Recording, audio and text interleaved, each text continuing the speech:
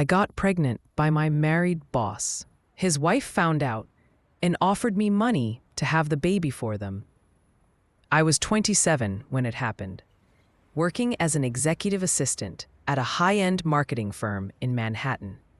My job was fast, stressful, and shallow in that particular way corporate life can be.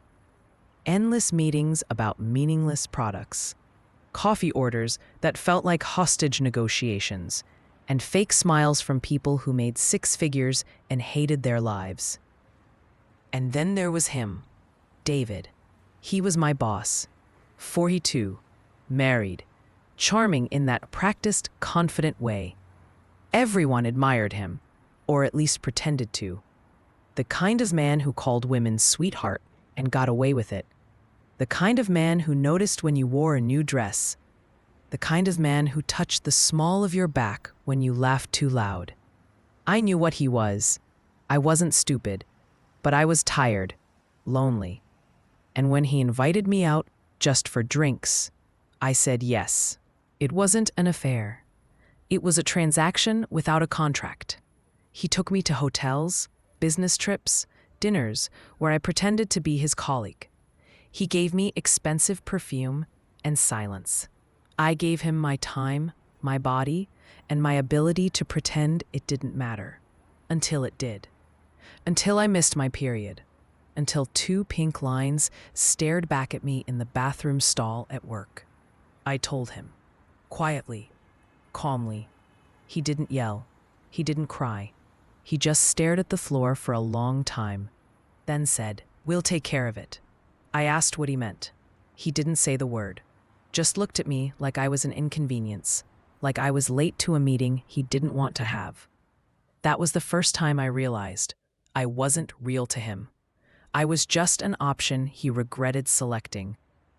3 days later, I got a phone call. Blocked number. A woman's voice. Cool, sharp. "My name is Claire. I'm David's wife." I froze. "I know about you. I know about the baby. I need to see you. Alone. Please." She met me at a quiet cafe on the Upper West Side. Perfect posture. Elegant trench coat.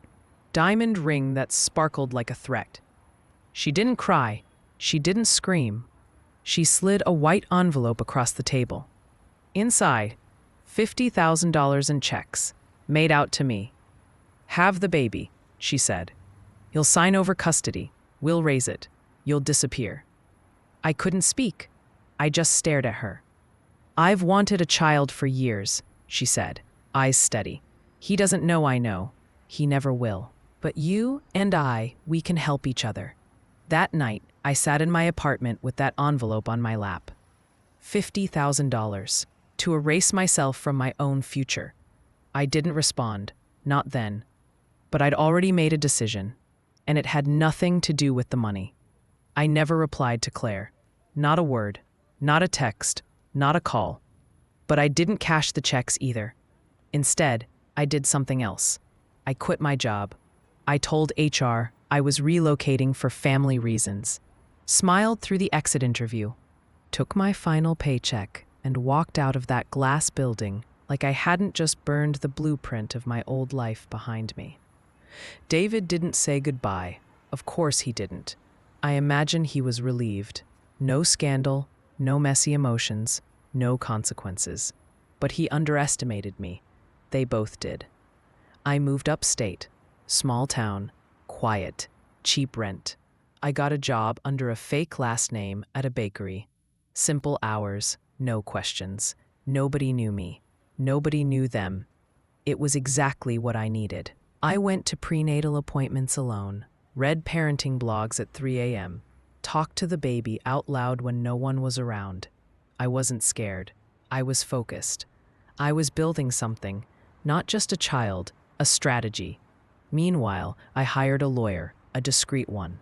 Female, mid-40s, excellent reputation for handling delicate family matters. I told her everything, and she didn't flinch. We drafted a will.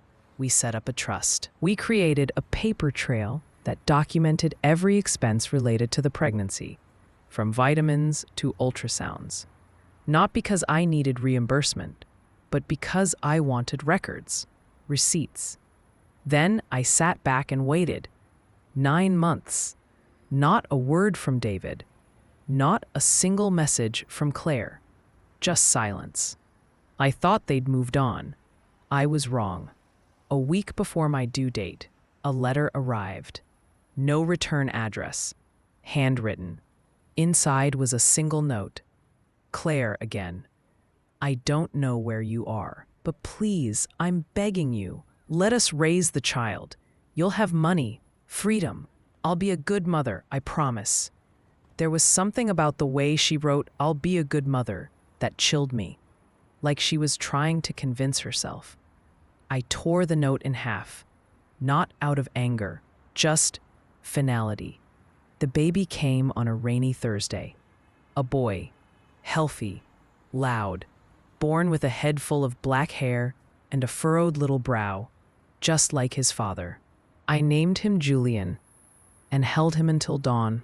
No visitors, no flowers, just me and the child they tried to buy. I stayed upstate for a year, saved money, took photos, wrote letters to him he couldn't read yet, and when the time was right, I booked 2 one-way tickets to Paris. Paris was colder than I remembered, but it felt right, the kind of cold that wakes you up. I found us an apartment in the 7th arrondissement, tiny but beautiful.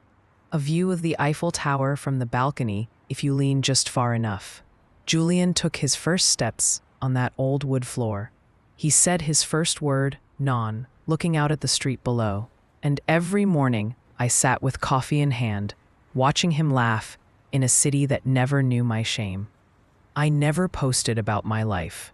No photos, no updates, no breadcrumbs, but they still found me. Julian was 3 when I got the email. Subject line, from Claire, please read. I almost deleted it, but something made me open it. You don't know what it's been like.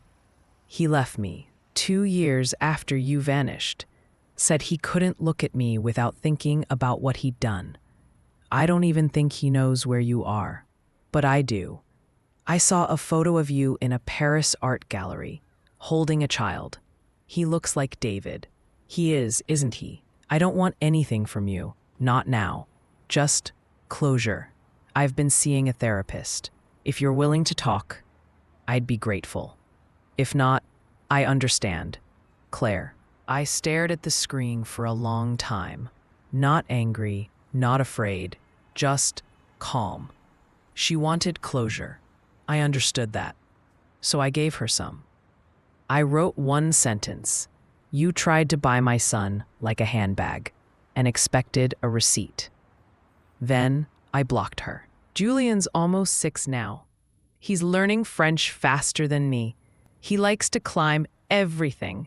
He asks questions I don't always know how to answer. He calls me maman and says I smile like a secret. Sometimes I look out at the tower and think about the girl I used to be. Scared, broke, disposable. I don't miss her, but I thank her because she didn't sell her future. She built it, quietly, fiercely, in full view of the people who thought they erased her.